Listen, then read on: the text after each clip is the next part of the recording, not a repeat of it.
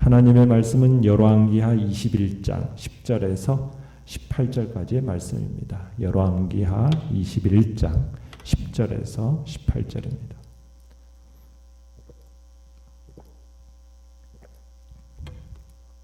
열왕기하 21장 10절에서 18절 우리 한 목소리로 같이 읽겠습니다. 시작. 여호와께서 그의 종 모든 선지자들을 통하여 말씀하여 이르시되 유다 왕 므낫세가 이 가증한 일과 악을 행함이 그 전에 있던 아모리 사람들의 행위보다 더욱 심하였고 또 그들의 우상으로 유다를 범죄하게 하였도다. 그러므로 이스라엘의 하나님 여호와가 말하노니 내가 이제 예루살렘과 유다에 재앙을 내리리니 듣는 자마다 두 귀가 울리리라. 내가 사마리아를 잰 줄과 아합의 집을 다림보던 추를 예루살렘에 베풀고 또 사람이 그릇을 씻어 엎음같이 예루살렘을 씻어 버릴지라. 내가 나의 기업에서 남은 자들을 버려 그들의 원수의 손에 넘긴즉 그들이 모든 원수에게 노략거리와 겁탈거리가 되리니 이는 애굽에서 나온 그의 조상 때부터 오늘까지 내가 보기에 악을 행하여 나의 진노를 일으켰음이니라 하셨더라. 므낫세가 유다에게 범죄하게 하여 여호와께서 보시기에 악을 행한 것 외에도 또 무죄한 자의 피를 심히 많이 흘려 예루살렘 이 끝에서 저 끝까지 가득하게 하였더라. 므낫세의 남은 사적과 그가 행한 모든 일과 범한 죄는 유다 왕 역대지략에 기록되지 아니하였느냐. 므낫세가 그의 조상들과 함께 자매 그의 궁궐 동산 곧 우사의 동산에 장사되고 그의 아들 아몬이 대신하여 왕이 되니라. 아멘. 오늘 말씀의 제목은 그릇을 씻어 엎음같이 라는 제목으로 말씀을 나눕니다. 므낫세가 유다의 미래에 엄청난 피해를 입히고 있는 이런 상황 속에서 하나님은 더 이상 침묵하실 수 없었습니다. 그래서 10절에 보면 그의 종 모든 선지자들을 통하여서 말씀하셨다 이렇게 얘기를 하고 있습니다. 자, 내용관찰문제 1번을 보시면 유다 왕 므낫세에 대한 하나님과 성경 기자의 평가는 무엇입니까? 11절에 보시면 므낫세는 가증한 일과 악을 행함이 그 전에 있던 아모리 사람들의 행위보다 더욱 심하였다 이렇게 표현하고 그리고 그들의 우상으로 유다를 범죄하게 하였다라고 얘기하고 있습니다. 그러니까 유다 전체가 우상을 숭배하면서 하나님 옆에 범죄했을 뿐만 아니라 또 16절로 가보시면은 여호와께서 보시기에 악을 행한 것 외에도 무죄한 자의 피를 심히 많이 흘려서 예루살렘 이 끝에서 저 끝까지 가득하게 하였다 이렇게 얘기하고 있습니다. 여기서 무죄한 자의 피를 심히 많이 흘렸다라는 얘기는 므낫세가 의롭고 죄 없는 하나님의 사람들을 수없이 많이 죽였다라는 뜻입니다. 므낫세의 그 악행이 극심했기 때문에 하나님은 수많은 선지자들을 보내셔서 므낫세를 책망하셨어요. 회개하라고 돌아오라고 하셨어요. 그런데 므낫세는 어떻게 했습니까? 회개하는 대신에 하나님의 그 메시지를 전하는 선지자들을 잔인하게 핍박하고 죽였더라는 거예요. 유대 전승에 따르면 선지자 이사야도 바로 이 므낫세 왕에 의해서 즉위한 지 얼마 되지 않아서 톱으로 켜서 두동강이 낸 채 처형되는 참극을 맞았다고 이렇게 전해지고 있습니다. 그러니까 므낫세의 이런 공포 정치가 예루살렘 전역이 뭐예요? 이 예루살렘 이 끝에서 저 끝까지 피가 가득했다. 그냥 예루살렘 전역이 피바다가 될 정도였다라고 지금 이야기하고 있는 겁니다.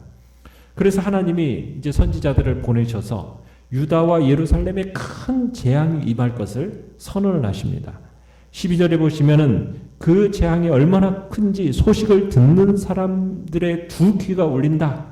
누구나 가슴이 내려앉을 정도의 그런 경고를 내리신 겁니다. 어떠한 경고입니까? 하나님이 13절에 보면 사마리아를 잰 줄 그리고 아합의 집을 다림보던 추 이걸 사용해서 예루살렘을 심판하실 걸 선언하고 있습니다. 그러니까 여기서 다림보던 추라는 얘기는 건축자들이 들고 다니던 이 수평추를 얘기하는데 이 건축자들이 벽돌을 이렇게 쌓을 때 기운 것을 알아보기 위해서 이렇게 내림보던 그 다림보는 그 추를 얘기합니다. 그러니까 하나님께서 인생을 달아보신다는 거예요. 공의로 달아보신다는 거예요. 하나님의 법으로 인생을 달아보신다는 얘기입니다. 그래서 지금 북이스라엘의 죄악과 그 부패를 측정하는 데 기준이 되었던 그 하나님의 율법을 가지고 이제 남유다의 그 죄악과 부패를 측정하시겠다라는 겁니다. 그러니까 하나님은 인생의 모든 인생을 평가하십니다. 하나님께 우리는 그의 왕의 왕이신 그분 앞에서 그분의 말씀으로 다림추로 우리는 항상 평가받고 있다라는 사실을 인식해야 되는 겁니다. 하나님은 그 어떠한 대단한 사람이라 할지라도 하나님은 그 사람을 저울로 달아보고 계시는 거죠. 그래서 하나님이 원하시는 무게가 차지 않으면 어떻게 됩니까? 그 사람의 운명은 그대로 끝입니다. 자, 하나님은 패역한 므낫세의 죄에 대한 심판을 내리실 때 얼마나 심각할 것인지를 말씀하시는데요. 내용관찰 문제 2번을 보시면 자, 하나님은 범죄한 유다에 대해 어느 정도로 진노하십니까? 자, 끝에 보면 또 이렇게 하죠. 또 사람이 그릇을 씻어 엎음같이 예루살렘을 씻어버리겠다. 그러니까 사람이 접시를 닦아가지고 이렇게 엎어놓지 않습니까? 그런 것처럼 내가 예루살렘을 말끔히 닦아내버리겠다. 설거지할 때 그릇 속에 찌꺼기들을 다 버리고 그릇을 깨끗이 씻어버리듯이 내가 예루살렘과 그 백성들을 모조리 쓸어버리시겠다. 지금 그렇게 얘기하고 있는 겁니다. 그 쓸려나가는 그들은 결코 어떠한 자비나 긍휼도 지금 긍휼로 하나님이 지켜보지 않을 거라는 거예요. 그래서 14절에 보면은 그 원수의 손에 넘기겠다. 모든 원수에게 노략거리와 겁탈거리가 되게 하겠다. 강력한 이방 군대의 손에 의해서 잔인하게 죽임당하고 약탈당하게 만들겠다라고 하나님이 지금 선언하고 계시는 겁니다. 참 하나님은 은혜가 풍성하십니다. 그리고 언제든지 이스라엘이 회개하고 돌아오기를 기다리셨던 분이에요. 그런데 그 하나님이 이제는 매몰차게 지금 이 백성을 멸망시키겠다라고 말씀하고 계시는 거예요. 왜 그렇습니까? 그 이유가 뭡니까?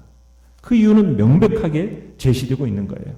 15절 16절에 그들은 내가 보기에 악한 일을 했다. 그들이 애굽에서 나온 조상 때로부터 시작해가지고 오늘까지 나를 분노하게 만들었다라는 거예요.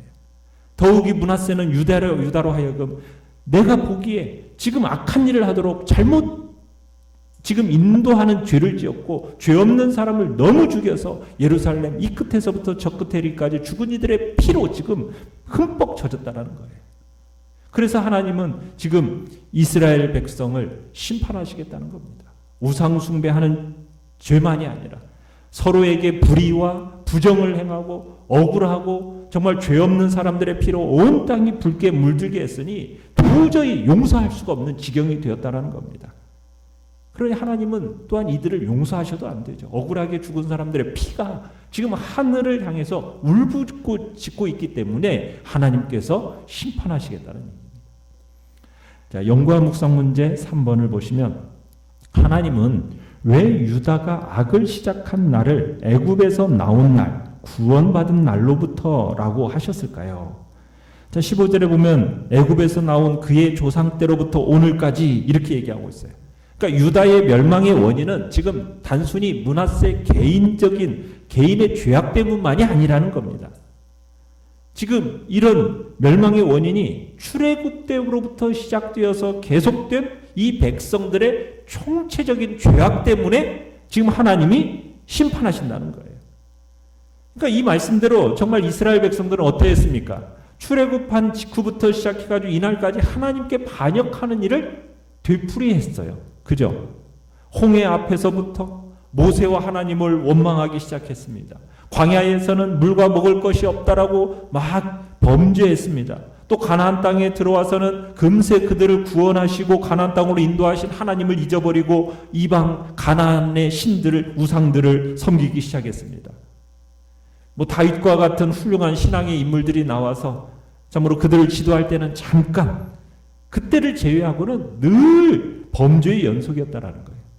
그리고 이제 이 마지막 시대에 이르러서는 그 타락이 극에 달해서 이방 민족보다도 더했다라는 겁니다. 므낫세 통치 시대를 지나면서 이 반역이 극에 달했다라는 거죠. 그래서 어떻게 보면 구약 성경을 보면 이 성경은 이스라엘의 범죄의 역사라고 말할 수가 있는 겁니다. 그러나 우리는 여러분 이 이스라엘의 범죄를 보면서 그들을 정죄하기 이전에 우리 인간이 근본적으로 그렇게 죄를 범하기 쉬운 존재들이라는 것을 알아야 합니다. 물론 우리는 우리가 이스라엘 민족이었다면 그들처럼 죄를 범하지 않았을 텐데 이렇게 생각할 수도 있어요. 그러나 그것은 인간의 본성을 잘 모르기 때문에 하는 소리입니다. 우리 인간은요, 날 때부터 죄의 본성을 가지고 태어나요. 그래서 예레미야 17장 9절에서 얘기하는 것처럼 모든 만물보다 부패한 것이 뭐라고요? 사람의 마음이라는 거예요. 인간의 마음이라는 거예요. 물론 우리는 성령으로 거듭난 존재이기 때문에 그리스도를 믿지 않는 사람들처럼 악을 행하진 않아요. 그러나 우리가 알아야 할 건 뭡니까? 우리도 언제든지 죄를 범할 가능성을 지닌 존재라는 사실을 인정해야 되는 겁니다. 죄로 오염되지 않았던 아담과 하와도 사탄의 미혹을 받고 범죄했잖아요. 하나님의 선민이라고 말하는 이스라엘 백성들, 그들도 하나님의 말씀을 받고 얼마나 놀라운 하나님의 은혜를 체험했습니까?